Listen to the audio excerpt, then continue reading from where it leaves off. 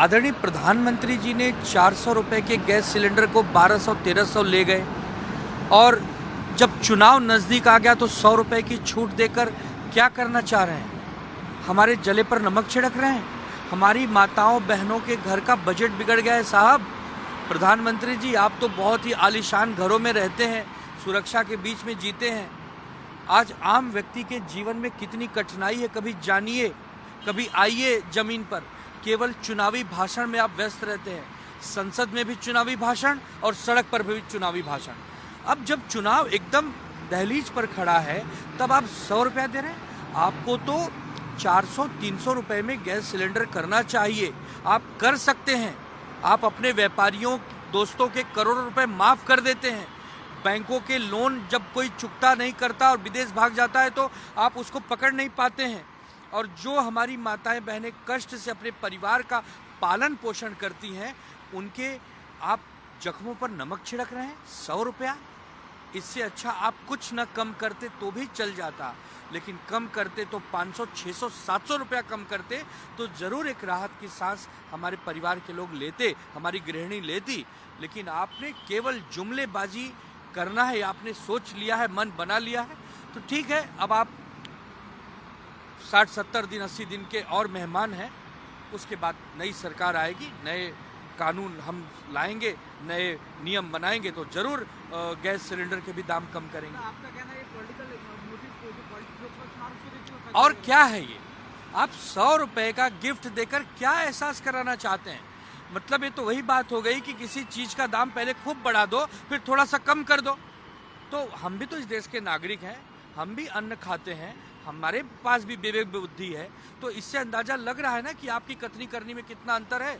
आपने कहा था कि हम महंगाई कम कर देंगे, सिलेंडर के दाम कम कर देंगे। तो ये सब केवल एक जुमला है और अब लोग इसको समझ चुके हैं। एक और सवाल जानना है। उन्होंने कहा कि अब वहाँ पे लोग आराम से घूम सकते, ये नया जम्मू कश्मीर है। हालांकि उन्होंने ये भी कहा कि यहाँ पे लोगों को गुमराह किया जा रहा है। पूरे सत्य उनके बयान को किस तरह देख रहे हैं? और प्रधानमंत्री कल श्रीनगर के प्रधानमंत्री जी स्वयं श्रीनगर जा रहे हैं, हाई सिक्योरिटी के बीच में उठ बैठ रहे हैं, वो सब तो ठीक है। हमारे कश्मीरी पंडित भाई बहन कब जाएंगे?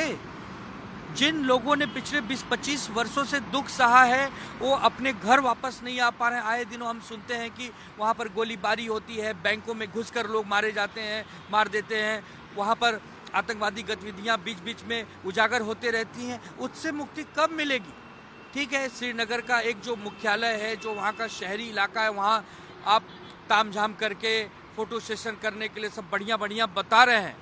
हम उस दिन जम्मू कश्मीर को बहुत बढ़िया मानेंगे जो आप कहना चाहते थे 370 हटाने के बाद, कि कश्मीरी पंडित जो वहाँ के मूल निवासी हैं, जिन्होंने अपनों को खोया है, एक कई वर्षों का जख्म सहा है, वो कश्मीरी पंडित कब पुनर्वसित होंगे, कब पुनर्स्थापित होंगे, कब उनको राहत की सांस मिलेगी, कब वो दिल्ली और मुंबई और बहुत सारी जगहों में जो आज परेशान होकर रह रहे हैं वो जाकर अपने घर में रहेंगे? वो दिन कब आएगा? उस पर कोई चर्चा नहीं हो रही है। प्रधानमंत्री जी केवल चुनाव में व्यस्त हैं। एक प्रकार से ये उनका चुनावी दौरा शुरू हो गया है। वो जहां भी जा रहे हैं चुनाव का लाभ लेना चाह रहे हैं। तो चुनाव का लाभ, ये तो फिर एक समय का लाभ लेने जैसा हो गया। अब प्रधानमंत्री जी हैं, बड़ा कद है, मैं उन पर कुछ टिप्पणी नहीं करूंगा, लेकिन जम्मू कश्मीर में हमारे कश्मीरी पंडित भाई बहन आज भी नहीं जा पा रहे हैं। क्या कारण है कि आपने वो सुविधा नहीं दी? क्या कारण है कि आपकी की गई बातें अभी तक धरातल पर नहीं उतरी हैं? क्या कारण है कि जो विश्वास जनता के मन में जगाना चाहिए था आपने नहीं जगाया वहाँ के नागरिकों के बीच में, और आप फोटो सेशन करते हैं? अब आप 10 मिनट के लिए जाएंगे तो ठीक है, वहाँ पुलिस प्रशासन हमारी अपनी जान पर बाजी लगाकर आपको महफूज करती है, आपकी सेवा में लगी रहती है। तो ऐसे हर नागरिक को सुविधा मिल रही है क्या? वो आपने तय किया क्या? आपने अभी तक वहाँ चुनाव नहीं करवाए, युवाओं को रोजगार नहीं, कितनी वहाँ पर विदेशी कंपनियां आई, कुछ उसके बारे में कुछ पता नहीं। मेन राज्य कैसे फलेगा फूलेगा? क्या वहाँ जिंदगी भर गवर्नर राज लगा के रखना चाहते हैं? आपके ही गवर्नर सतपाल मलिक जी ने क्या क्या बातें बताई हैं। हम नहीं कह रहे हैं ना, आप ही के लोग हैं।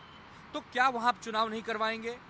तो इन सब चीज़ों में सरकार असफल रही है। आपको याद होगा 370 हटाए जाने का सबसे पहला समर्थन हमारी पार्टी शिवसेना और उद्धव ठाकरे जी ने किया। आप अच्छा काम करेंगे, हम आपका साथ देंगे, लेकिन अच्छे काम के नाम पर आप केवल लापरवाही करेंगे, आप केवल जुमलेबाजी करेंगे, तो हम आपका साथ देने वाले नहीं। वही बात करते ही प्रकाश अम्बेडकर की भी चर्चा चल रही है, अलायंस की बात हो रही है, लेकिन प्रकाश अम्बेडकर ने कल कहा है कि महाविकास अघाड़ी अलायंस के साथ कोई आना नहीं चाहता, क्योंकि अभी तक इनके ही सीट शेयरिंग को लेकर समझौता नहीं हुआ है। 15 सीट को लेकर आपस में घमासान चालू है। उनके इस बयान को किस क्या वो अलायंस में आना चाह रहे या बस वो दिखावा करे जानने की देरी हो? नहीं, ऐसा नहीं है। प्रकाश अम्बेडकर जी बहुत सीनियर नेता हैं।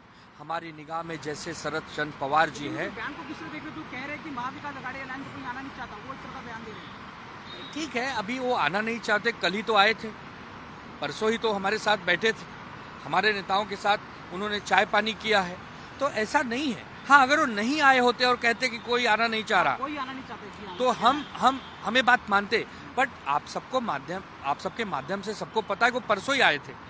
तो प्रकाश अम्बेडकर जी से हमारी बातचीत चल रही है। अगर प्रकाश अम्बेडकर जी को भी भारतीय जनता पार्टी को हराना है, जैसा हमें हराना है, तो जरूर आएंगे, और यदि उनको नहीं हराना है तब भाई उनकी पार्टी है, स्वतंत्र है। भारतीय जनता पार्टी ने उनके खिलाफ जो पिछले 10, 12, 15 वर्षों से अभियान चला रखा है, भारतीय जनता पार्टी की जो गलत नीतियां, यदि उनको लड़ना है और उनको हराना है, तो उन्हें उद्धव ठाकरे जी और शरद पवार जी के साथ और कांग्रेस पार्टी के साथ आना चाहिए।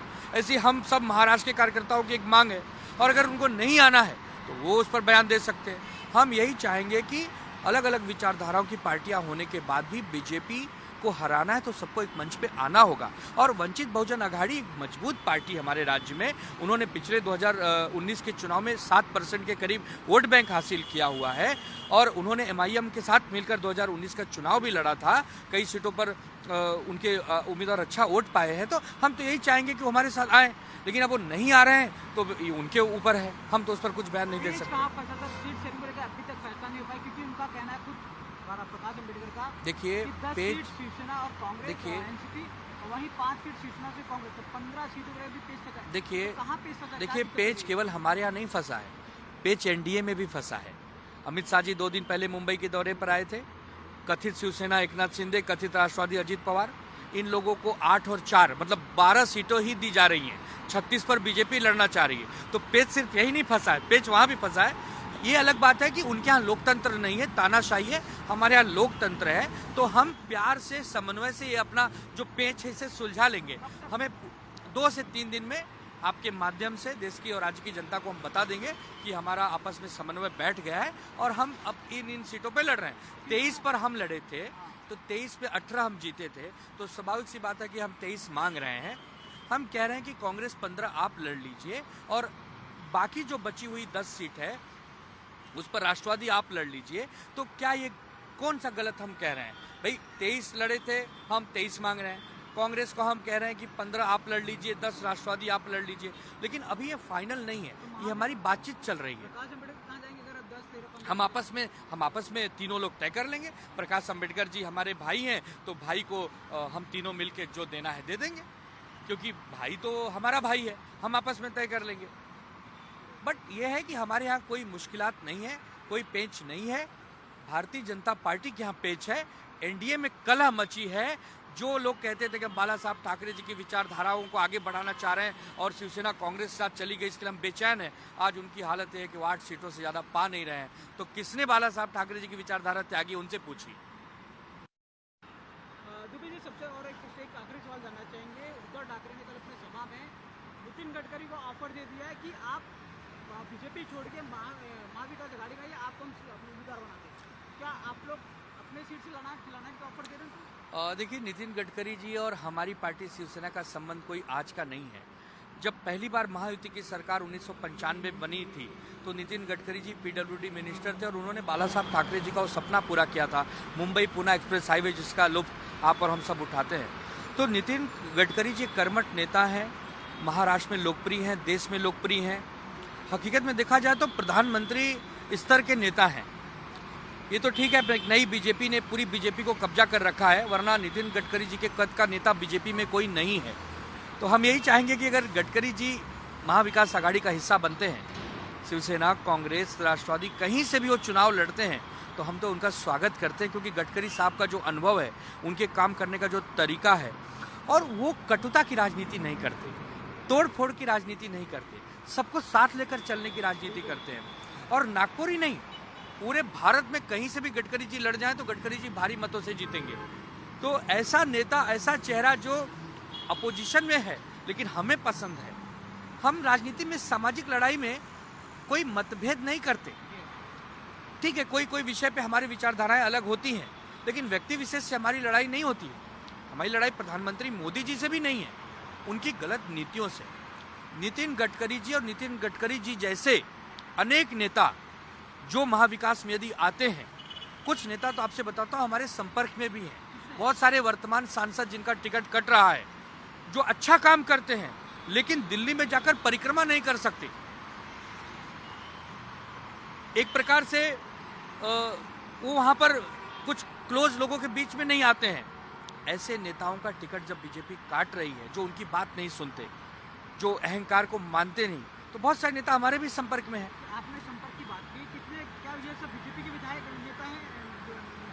बहुत सारे नेता कौन सी पार्टी? अलग अलग दलों के हैं, लेकिन खास करके बीजेपी में जो बहुत सारे नेताओं का टिकट कट रहा है, वो कहाँ जाएंगे? उन्हें अगर सेवा करनी है तो वो एक दूसरे के पास जाते हैं। बहुत सारे लोग हमारे भी संपर्क में हैं।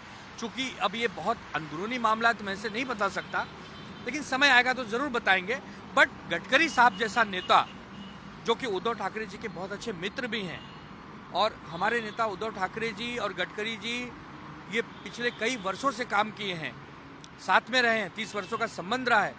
तो अगर गडकरी साहब आते हैं महाविकास में, तो ये तो फिर महाविकास के लिए बहुत बड़ी बात हो जाएगी। और एक देश सेवा की भावना जो गडकरी जी के अंदर है, जो उनको वहाँ करने नहीं दिया जा रहा, हम उनको मौका देंगे। तो आप लोग की तरफ से गडकरी जी को ऑफर है कि आइए हमारी पार्टी में?